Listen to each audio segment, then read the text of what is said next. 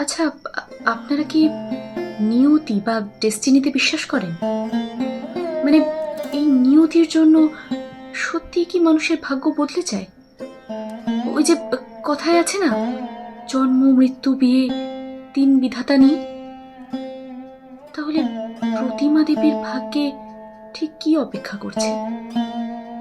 নমস্কার, আমি বর্ণিশা। খুব শীঘ্রই আসছে বিভূতিভূষণ বন্দ্যোপাধ্যায়ের লেখা একটি চমৎকার রোম্যান্টিক গল্প, রোম্যান্স। আমি রয়েছি প্রতিমা দেবীর চরিত্রে। তাহলে প্রতিমা দেবীর ভাগ্যে বা বলা ভালো নিয়তিতে ঠিক কি লেখা আছে সেটা জানতে হলে কিন্তু অবশ্যই শুনতে হবে গল্পটা। আর তাহলে চোখ রাখতে হবে দেশ এন্টারটেনমেন্ট ভেঞ্চার্সের ইউটিউব চ্যানেলে।